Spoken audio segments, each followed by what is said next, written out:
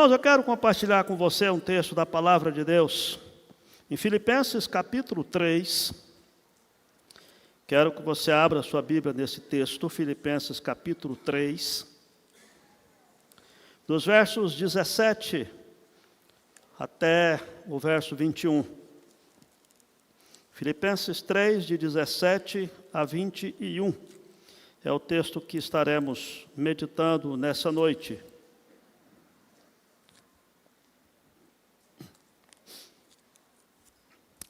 Eu vou ler o texto, você acompanha aí prestando muita atenção nos detalhes desse texto.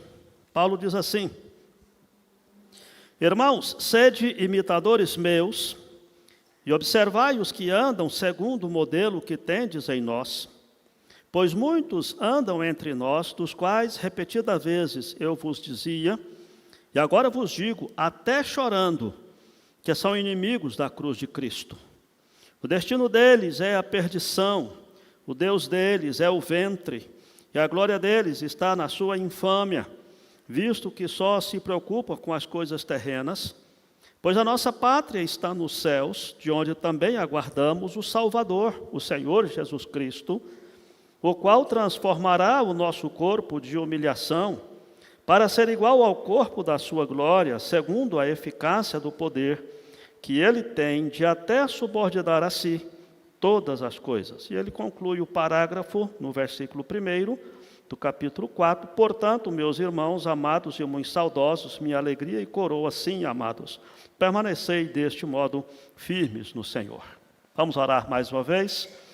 Pai, agora que nós vamos estudar esse texto, nós suplicamos que o Teu Espírito Santo fale ao nosso coração, molde a nossa vida, a fim de que possamos viver para a Tua honra, para a Tua glória e de acordo com os princípios que o Senhor estabelece na Tua palavra, é a nossa oração, em nome de Jesus. Amém. Meus amados, o que é ser espiritual? Muitas vezes, quando nós olhamos, quando nós pensamos sobre isso, nós ligamos a nossa espiritualidade ao nosso comportamento exterior. Às vezes nós falamos sobre o culto mesmo, que o culto foi muito ungido, né? Ou a equipe de louvor estava muito abençoada e ungida, quando ao passo que tem dia que você não sente isso. Hoje o pessoal da equipe de louvor estava assim, meio devagar, quase parando, né? O pastor pregou assim, um estudozinho meia boca. E é interessante perceber que, se você fizesse uma sondagem no coração das pessoas, você iria perceber que o mesmo culto, que para uns foi assim, algo absolutamente arrebatador no coração, para outro foi como o sino que bate e não fez efeito nenhum. A mesma pregação, o mesmo louvor, a mesma adoração, o mesmo culto. Obviamente que quando eu falo sobre isso, nós temos que lembrar que nós não viemos aqui para ser agradados, nós viemos aqui para agradar a Deus. O culto é para o Senhor, não para nós. Só que nós ligamos a nossa espiritualidade ao nosso comportamento exterior. Às vezes gostamos mais quando pedimos para determinada pessoa orar e essa pessoa levanta a voz em alto volume e fala e suplica e replica, e às vezes outro que simplesmente ergue a sua voz de forma bem tímida, e nós temos a tendência de dizer aquele irmão é mais espiritual do que aquele outro. São os conceitos de espiritualidade errados que às vezes nós temos no nosso coração e que se reflete na nossa vida, na nossa adoração, no nosso culto a Deus. Quando nós olhamos para essa situação, é que quero olhar para os irmãos aqui algumas características de espiritualidade, de cidadania celestial. Paulo, quando escreve aos Filipenses, é uma das cartas mais alegres do apóstolo Paulo.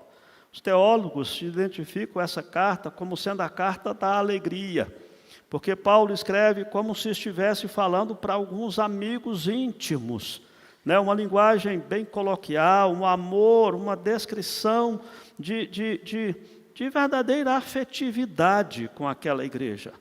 Entretanto, nós chegamos num texto quando Paulo fala que eu vos digo agora até chorando.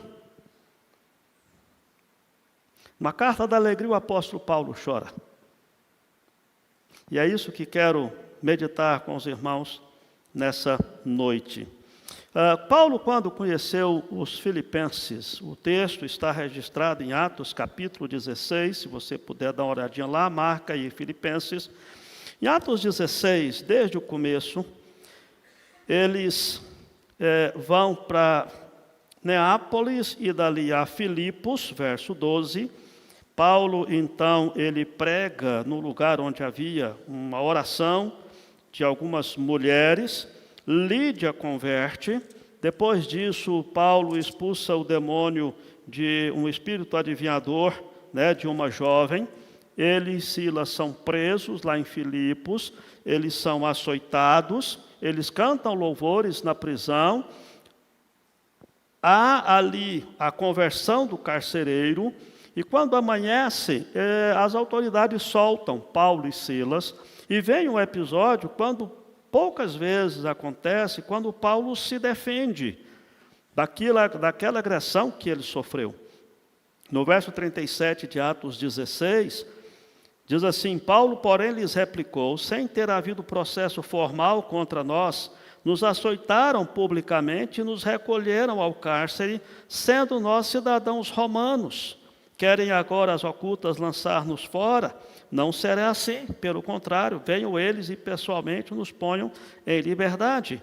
E aí os pretores souberam que Paulo era cidadão romano e foram lá pedir um perdão para ele.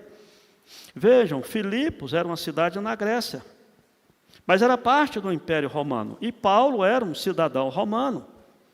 E é com esta ideia na mente é que Paulo escreve esse texto, essa carta. Paulo já havia falado aqui acerca desse contexto em outras partes da sua carta, que quero ver com os irmãos agora há pouco.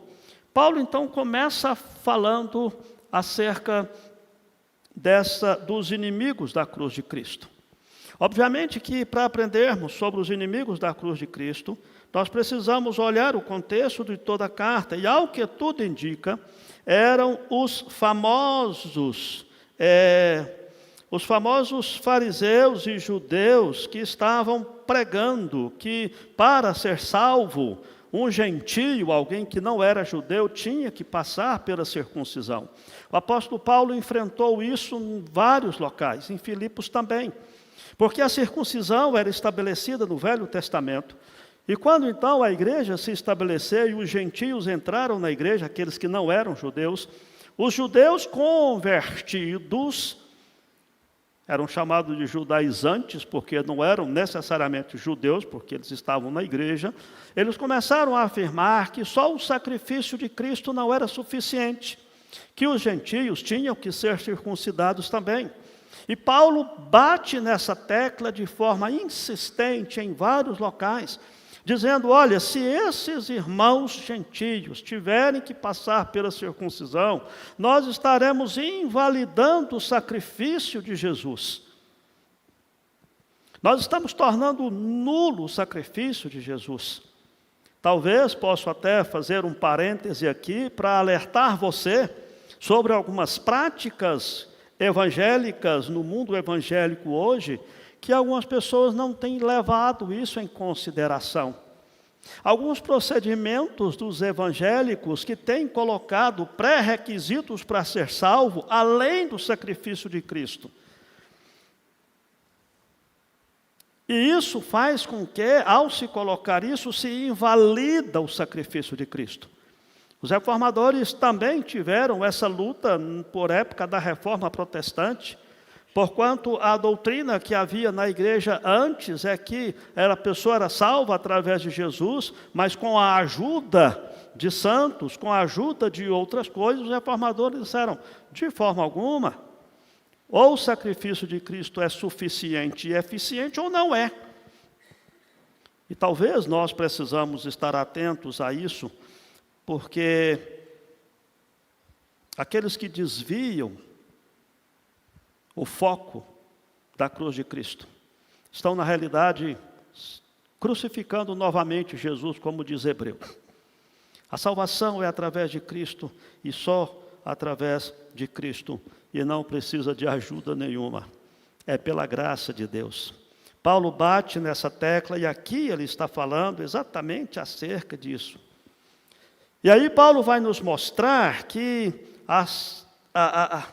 a vida espiritual, ou o cristão espiritual, não é necessariamente alguém místico, não é necessariamente alguém que vive num mundo esotérico, né? Mas é alguém que está olhando a terra do ponto de vista dos céus, olhando as coisas do mundo do ponto de vista dos céus. A verdadeira espiritualidade não consiste de esforço humano para se nivelar, para se igualar a um padrão que pode ter sido estabelecido pela própria igreja. E quando nós olhamos então esse texto, eu quero pensar com você acerca dessa questão dos cidadãos do reino dos céus. E talvez a gente precisa guardar essas lições no nosso coração, a fim de mantê-los como a base da nossa fé e do nosso comportamento. É aquela história de que a Bíblia é a nossa única regra de fé, se não está na Bíblia não é de Deus, ponto final, e de prática. Se o nosso comportamento, nosso vocabulário, nosso pensamento não passa pelo crivo da palavra de Deus, então ele está errado.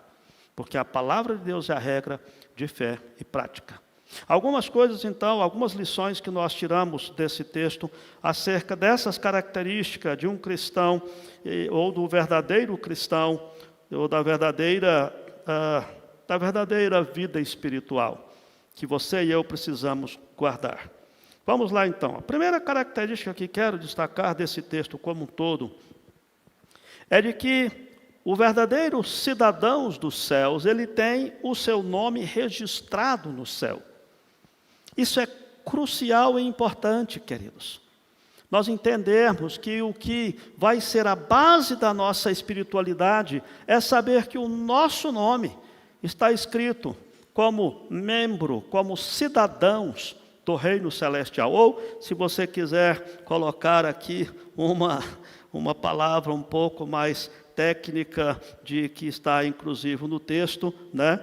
É no livro da vida, né? É no livro da vida, como diz outros textos. Isso é importantíssimo nós guardarmos. Sabe por quê? Porque quando nós sabemos que a nossa pátria está nos céus, como ele diz no verso 20, como diz outro texto que fala acerca do nosso nome, está escrito no livro da vida, Paulo aqui mesmo, capítulo 4, um pouquinho mais à frente, ele diz a ti, capítulo 4, versículo 3, a ti, fiel companheiro de jugo, também peço que as auxilies, etc., etc., dizer, cujos nomes se encontram no livro da vida. Por que eu e você precisamos lembrar constantemente o nosso coração de que o nosso nome está no livro da vida? Porque as nossas lutas, dificuldades, pelejas, os nossos pecados e o próprio diabo pode tentar seduzir o nosso coração para que nós deixemos de acreditar na nossa salvação, deixemos de confiar no nosso Deus. Mas o nosso nome está no livro da vida porque foi colocado lá por Deus. Não há absolutamente nada que possa tirar o nosso nome daquele livro. E talvez alguém possa dizer, pastor, então eu posso viver do jeito que eu quiser, porque meu nome está no livro da vida. Na realidade, é o oposto, é o contrário. Você não pode viver do jeito que você quiser, exatamente porque o seu nome está no livro da vida. Você não é mais deste mundo. Aos Colossenses, Paulo diz, Ele nos tirou do império das trevas e nos transportou para o reino do Filho do seu amor. Não é que se o meu nome está lá, eu posso viver do jeito que eu quiser, porque ninguém vai tirar. E essa é uma verdade. Ninguém vai tirar. Jesus disse, o que vê a mim, de maneira alguma lançarei fora. O nosso nome foi escrito no livro da vida, o preço pela nossa salvação foi pago na cruz, mas eu não sou livre para viver do jeito que eu quero, exatamente porque meu nome está lá. Exatamente porque eu sou cidadão celestial. A cidadania é importante, assim como alguém que queira sair do país, como os irmãos abençoados aqui, né? Que vai para a Europa, Estados Unidos e tal, tem que levar o passaporte, não tem jeito, você não entra no outro país sem passaporte, sem comprovar a sua cidadania brasileira. Quando você vai numa festa de casamento, que tem lá um convidado restrito, já chega na porta o segurança do tércio, né? O cerimonial, está lá na porta, qual é o seu nome? Deixa eu ver se você está na lista de convidados. É preciso que o seu nome tenha sido colocado ali, não por você, mas por quem está organizando a festa. A próxima é da Elisa Doriel. Não. É da Carla, né? A próxima. Tem muita festa aí. Mas o seu nome precisa ser colocado na lista da recepção por quem está fazendo a festa. Aí você chega lá, meu nome é tal, está aqui, pode entrar. Assim é a nossa cidadania celestial. Os nossos nomes são arrolados no livro da vida, não é por nós, é por aquele que morreu por nós. E isso faz toda a diferença no resto daquilo que Paulo fala aqui. Porque se eu entendo isso, se eu compreendo isso, irmãos, na hora das minhas tribulações, nas horas das minhas tentações, isso conforta o meu coração. Porque Paulo diz que ninguém poderá separar-nos do amor de Deus que está em Cristo Jesus. Absolutamente nada. E isso traz uma segurança. Como eu disse, não é uma permissividade para viver longe de Deus, mas é uma segurança para viver na presença de Deus. A primeira característica nossa que nós precisamos afirmar para o nosso coração é essa: o nosso nome está no livro da vida, não por mérito nosso, não porque um dia nós aceitamos a Jesus, porque Paulo diz que nós somos predestinados e o nosso nome escrito no livro da vida antes da fundação do mundo. E você precisa ter essa consciência. A segunda característica que nós temos nesse texto acerca do cidadão dos céus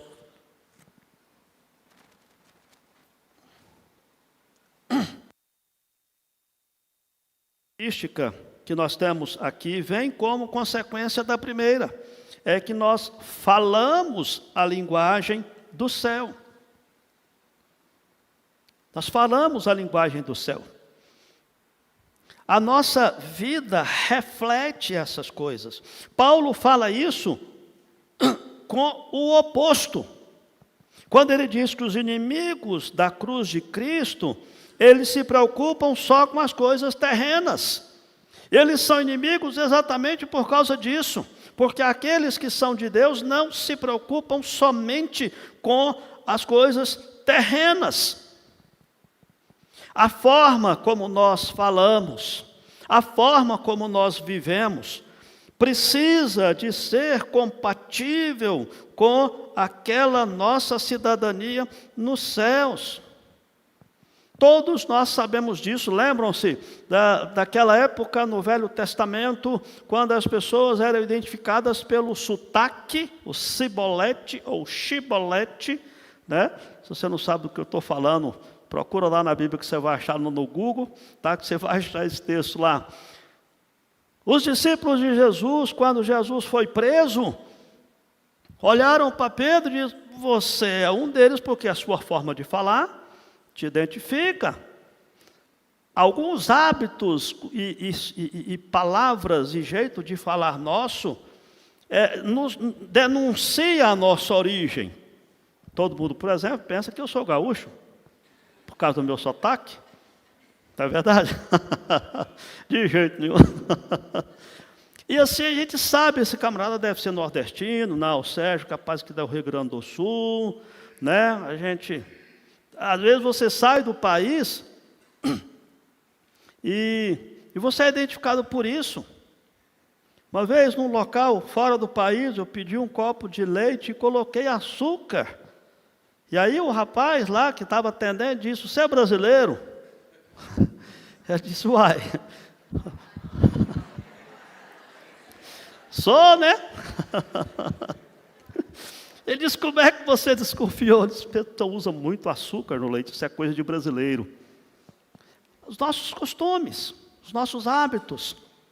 Isso precisa acontecer, sabe aonde?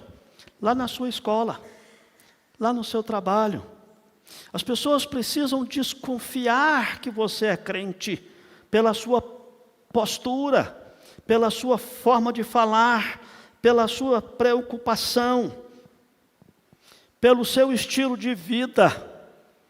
Porque se lá na sua escola todo mundo te conhece com o mesmo vocabulário dos outros alunos, se o seu namoro tem o mesmo padrão de todos os alunos, se você abre mão da sua integridade e aceita fazer um trabalho adulterado para entregar para o professor, ou seja, todos os seus comportamentos lá no seu trabalho, no seu serviço, se você aceita fazer coisas erradas, coisas que normalmente as pessoas do mundo fazem, como é que as pessoas, os colegas vão saber que você é um cidadão dos céus? Essa é a ideia, não é preocupar-se apenas com as coisas terrenas. Não é que nós vamos sair falando versículos o dia todo. Não é que nós vamos incomodar as pessoas simplesmente, sendo aquela pessoa alienada dos demais, mas os valores, a cosmovisão, a forma de ver a vida, a forma de trabalhar, a forma de falar, a forma de relacionar com as pessoas, os nossos vizinhos, amigos, colegas de trabalho e de escola, precisam ter essa ideia, essa pessoa, ela é diferente dos outros. A sua cidadania faz com que você não se preocupe apenas com as coisas terrenas, mas sim com as coisas celestiais. Lembra no nosso velho hino? Ao pensar nesse lar lá do céu, né? E essa ideia da nossa mente estar vivendo dessa forma. A terceira característica que nós vemos nesse texto de um cristão que tem certeza da sua cidadania e que faz parte da verdadeira espiritualidade, é que nós obedecemos às leis do céu. Não só temos o nosso nome registrado no céu, não só falamos a linguagem do céu, mas nós obedecemos às leis do céu.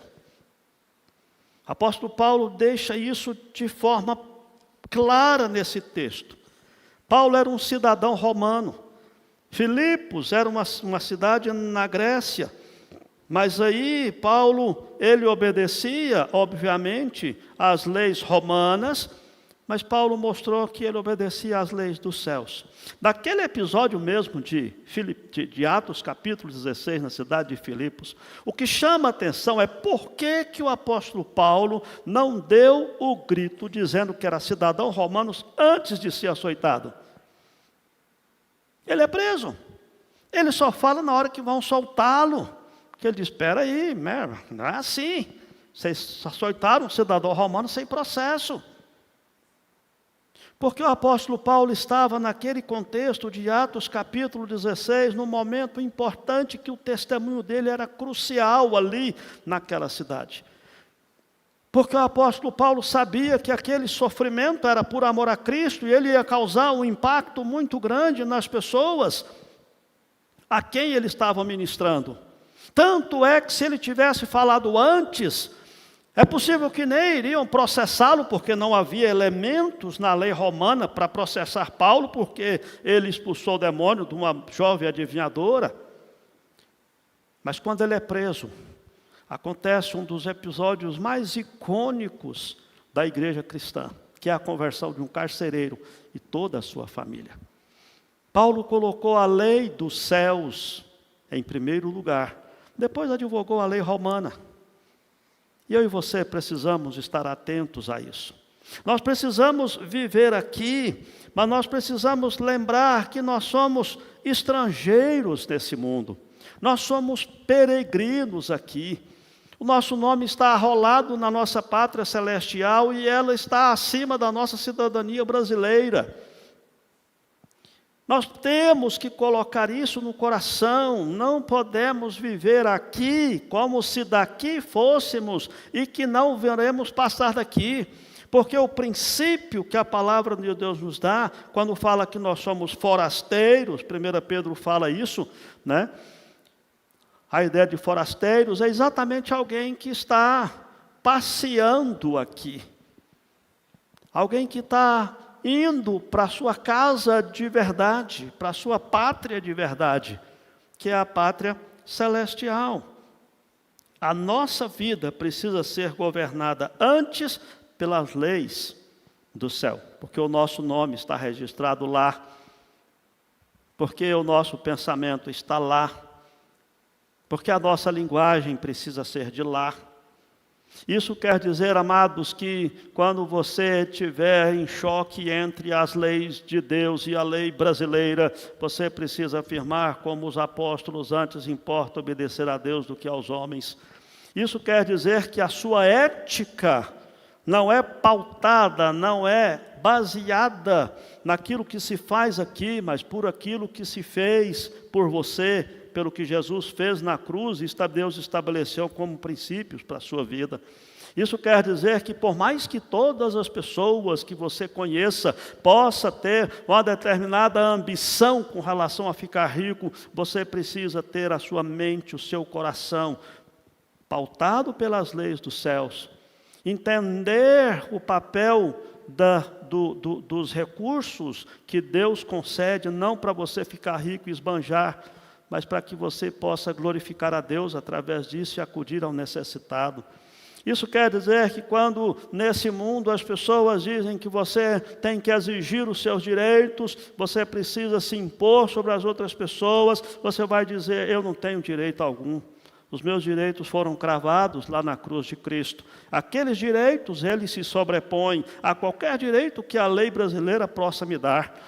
Se os direitos que a lei brasileira pode me dar puderem ser advogados sem quebrar nenhum princípio do que Jesus fez na cruz por mim, aí sim, eu vou contratar o advogado, eu vou entrar na justiça, eu vou resolver a situação. Mas quando esse ato fere a cruz de Cristo, a minha cidadania celestial, eu vou sofrer o dano. É o que Paulo fala aos Coríntios. Por que vocês não sofrem o dano? Por que vocês não ficam com o prejuízo por amor a Cristo? Para glorificar a Cristo. Paulo falou isso num contexto onde um irmão entrou contra o outro na justiça comum. E Paulo diz: vocês não têm ninguém na igreja que é maduro o suficiente para intermediar e resolver isso? Vocês vão levar isso perante um juiz ímpio para julgar a causa de vocês? E isso nós precisamos considerar no nosso coração, porque aqueles que zelam por uma religiosidade fútil, vazia, que pensam apenas nos assuntos, nas coisas terrenas, tudo o que ele faz é motivado pela carne, pelo lucro, pelo benefício, por tirar vantagem. E na nossa cultura é uma coisa tão arraigada que as pessoas se orgulham de tirar vantagem, mesmo que seja em prejuízo de outro. Ainda contam isso como uma grande vantagem. E às vezes eu fico olhando, eu falo: gente, tem alguns irmãos que fazem tanto barulho, tanta coisa por causa de uma coisa tão insignificante, que melhor seria se tivesse assumido o prejuízo e dado um bom testemunho de alguém que é pacificador. Aí vem as bem-aventuranças, né? Os humildes de espírito, pacificador, mansos, que herdarão a terra. Porque aquelas qualidades lá do Sermão do Monte, das bem-aventuranças, é exatamente qualidades de quem tem o seu coração lá nos céus, não aqui na terra. Elas são opostas à nossa cultura e àquilo que nós vivemos, e nós temos que estar atentos a isso. A quarta qualidade ou característica dessa verdadeira espiritualidade dos cidadãos dos céus é que nós somos leais à causa do céu. Nós somos leais a Deus. Nós somos leais à palavra de Deus. De vez em quando a gente tem alguns debates, conversa com algumas pessoas, fala, mas escuta, tudo tem que estar na Bíblia. E a gente fala, tem. Obviamente que a Bíblia não é uma enciclopédia, mas ela traz os princípios da vontade de Deus. Você não vai encontrar nada na Bíblia sobre internet, sobre um monte de coisa que nós temos hoje, mas você vai encontrar os princípios que Deus estabelece, então tem que estar na Bíblia. O próprio princípio regulador do culto, o que é que nós vamos fazer aqui no culto? Por que aqui no culto, o pastor, a igreja presbiteriana não tem tal e tal prática que as outras igrejas têm? Porque a gente olha na palavra e não acha aquelas práticas na palavra. Simples assim. Não tem fundamento sólido na palavra para justificar a nossa forma de adorar a Deus. Então, nós precisamos pautar, moldar a forma de adorar a Deus à palavra de Deus. Porque Deus quer ser adorado do jeito que Ele pede para ser adorado, não do nosso jeito. Porque se nós formos adorar a Deus de acordo com a nossa criatividade, pode ter certeza, durante um ano nós vamos mudar umas 5 vezes o nosso culto. Que a gente vai começar a inventar mania, começar a inventar coisas, e de repente nós vamos estar fazendo no final do ano coisa oposta àquilo que nós fazíamos no começo. É por isso que a palavra tem que ser o centro. Nós somos leais às causas do céu. Nós não apenas temos essa ideia de que nós somos cidadãos dos céus, mas nós não vamos agir como os inimigos da cruz de Cristo, que ficam inventando coisas, e ao inventar coisas, aqui eu volto àquela questão dos judaizantes. Existem algumas questõezinhas, irmãos, que as pessoas colocam, que elas não atentam para isso. Deixe-me tentar dar para vocês um exemplo bem simples para você entender. Nós poderemos colocar aqui na igreja, quem sabe, como algumas igrejas têm, uma réplica da Arca da Aliança. Cleibe, por favor, vê a câmera se está me pegando, que eu estou saindo aqui, eu não sei como é que está, senão os irmãos de casa, cadê o pastor? Né? Nós poderíamos fazer aqui uma réplica da Arca da Aliança. Por exemplo, como algumas igrejas têm. As pessoas veem aquilo como um objeto de decoração, uma forma de adorar a Deus, uma metodologia, quem sabe, de levar as pessoas a contemplar a glória de Deus, etc, etc. Tem-se trocentas explicações. Mas fazer uma réplica da Arca da Aliança é algo que ultraja a cruz de Cristo. É uma coisa tão grave, que se não me falha a memória, em Jeremias 3,16, o próprio Deus disse, nunca mais vocês vão fazer cópia daquela arca. Por quê, irmãos? Porque o nosso coração é fabricante de ídolos. Vou lhes dar um exemplo da própria Bíblia. Lembram-se de quando o povo estava morrendo com as serpentes no deserto? Moisés intercede pelo povo. E Deus diz assim, faz o seguinte, o povo vai ser salvo pela fé, pela confiança em mim. Você vai fazer uma serpente de bronze, vai fixar numa haste, vai colocar essa serpente cravada lá no morro, lá no arraial onde todo mundo possa ver, e vai acontecer o seguinte, Moisés, quando alguém estiver andando pela areia, e não tem como você se prevenir de uma serpente enterrada na areia, e essa pessoa for picada pela serpente, se essa pessoa olhar para essa serpente de bronze, será salvo. Olha só, a pessoa recebeu uma mordida de uma víbora mortal, um veneno mortal, o veneno está no sangue. Deus disse, se essa pessoa olhar para aquela serpente de bronze, será salvo. Só olhar, mais nada. E acontece isso. Passa-se aquela praga que Deus ministrou contra o seu próprio povo pela infidelidade. E aí o povo começou a adorar a serpente. A serpente não era para ser adorada. Deus manda quebrar a serpente de bronze e tirar, porque o povo estava adorando a serpente, não a Deus. Depois, naquele clássico texto de João 3,16, porque Deus amou o mundo de tal maneira que deu o seu Filho unigênito para que todo aquele que nele crê não pereça, mas tenha a vida eterna.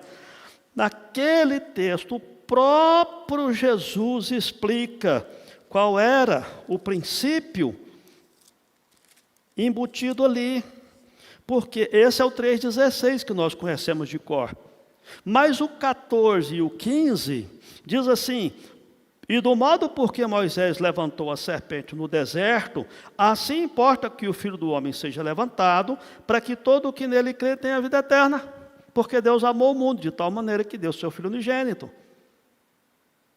Ou seja, o princípio lá do Velho Testamento da fé, ser salvo pela fé no que Deus falou, na confiança de Deus, do que Deus ordenou, aquele era um tipo de Cristo. Da mesma forma, nós vivemos 2023 anos depois que Jesus foi crucificado. Um pouco menos se você fizer as contas melhor, né? 2000 e tantos anos. Entretanto, o sistema de salvação é o mesmo. Se você olhar para a cruz de Cristo, será salvo. Essa é a ideia. Mas também não é para a gente adorar a cruz. É para adorar a Deus, ao próprio Jesus. Isso se aplica à própria palavra de Deus. É a palavra de Deus. É a santa palavra de Deus. Mas não, é algo que não é para ser adorado. É por isso que, voltando agora à questão de que nós somos leais às causas do céu, queridos, nós temos que lembrar de que as causas do céu são estabelecidas na palavra dos céus, que é a palavra de Deus. A nossa espiritualidade não pode ser algo superficial, externa, na forma como eu oro, na forma como eu adoro. Agora, de uns tempos para cá, alguns irmãos começaram a adotar um hábito, né, que eu acho interessante até, mas que a gente não tinha.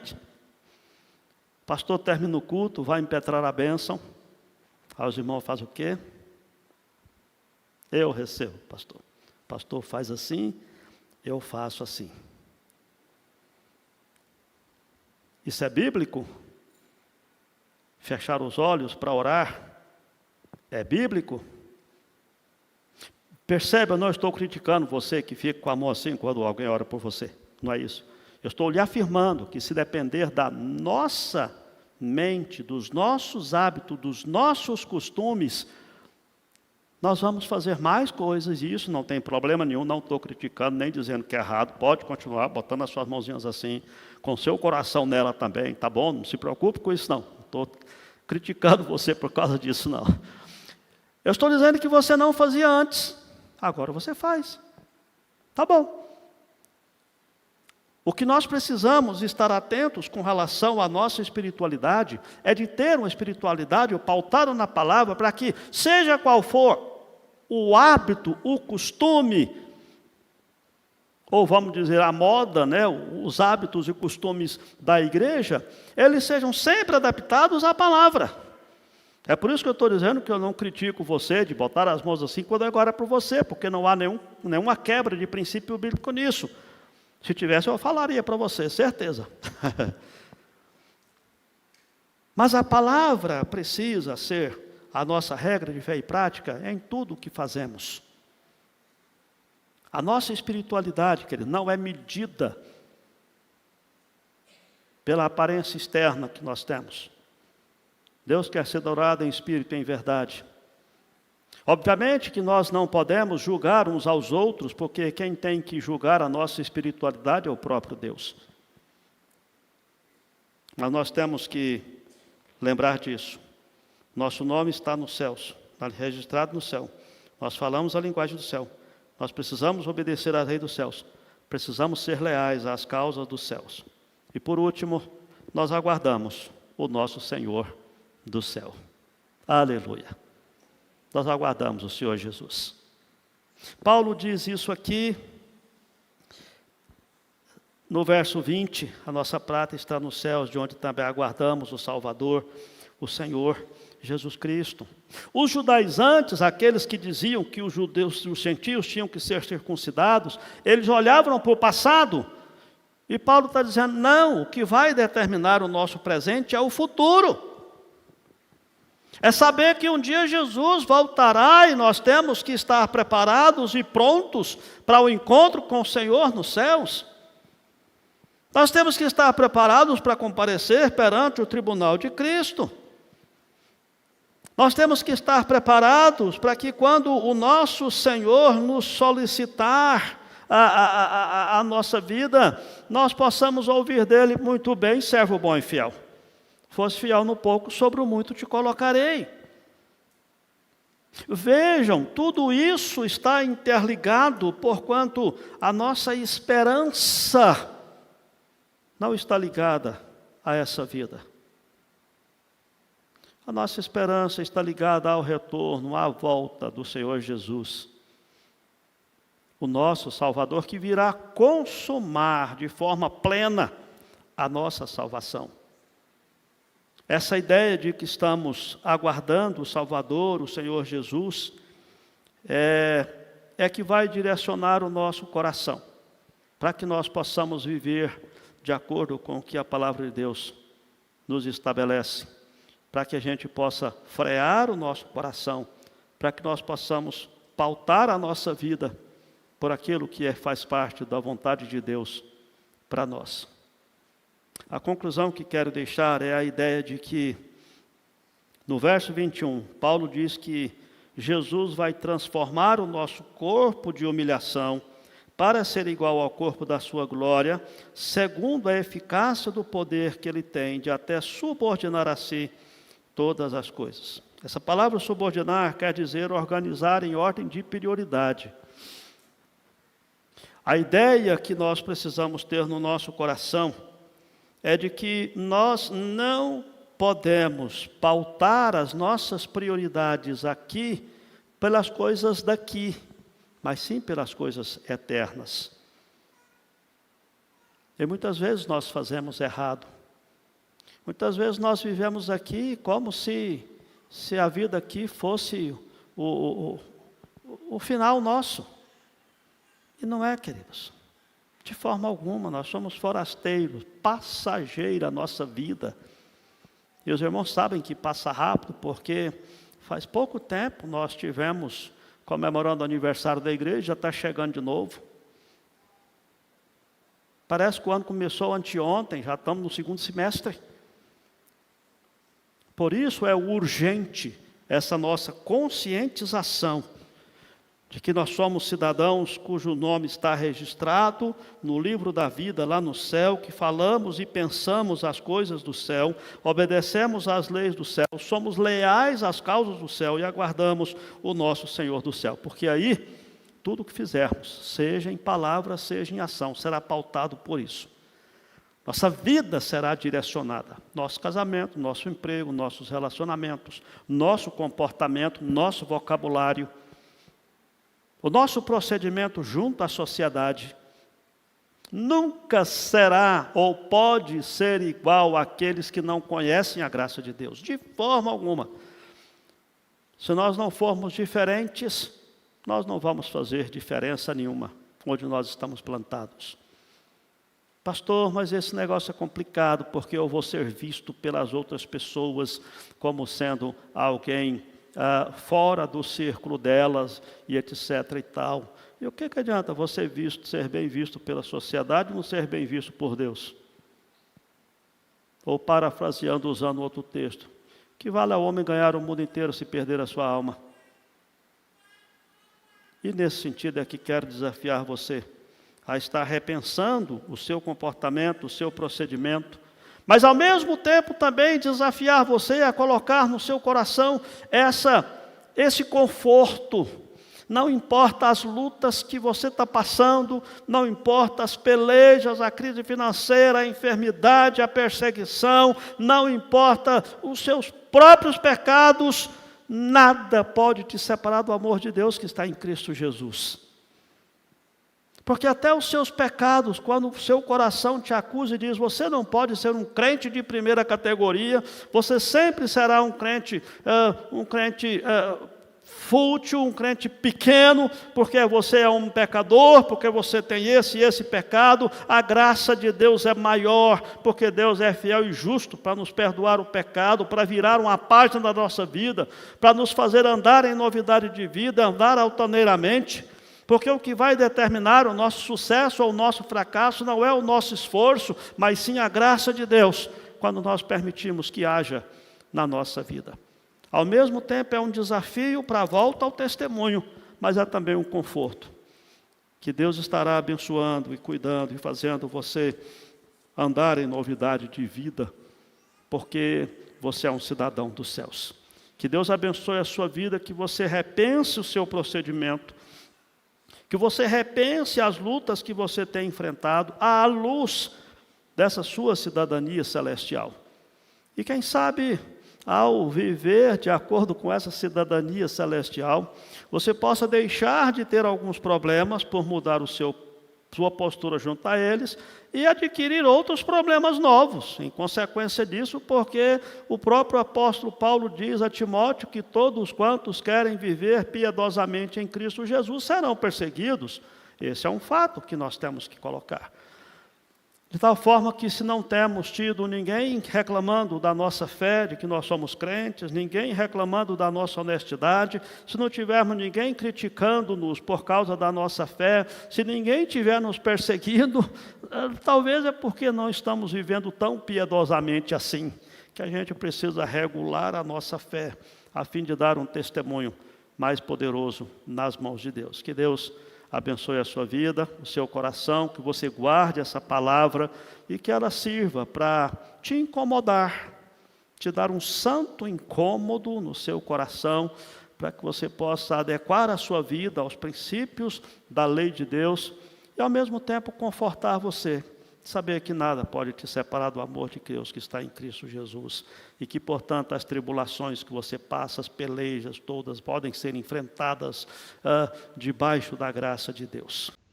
Olá, que bom ter você por aqui. E aí, gostou do vídeo? Então não se esqueça de se inscrever no nosso canal, ativar o sininho para receber as notificações dos outros vídeos que virão, curtir esse vídeo e principalmente, é claro, compartilhar ele com as pessoas que você ama, para que elas também sejam edificadas e abençoadas por essa mensagem. Nos siga também nas outras redes sociais que estão aparecendo aí na sua tela, para você poder acompanhar melhor os nossos horários e as nossas programações. Tá bom? Que Deus abençoe sua vida e até o próximo vídeo.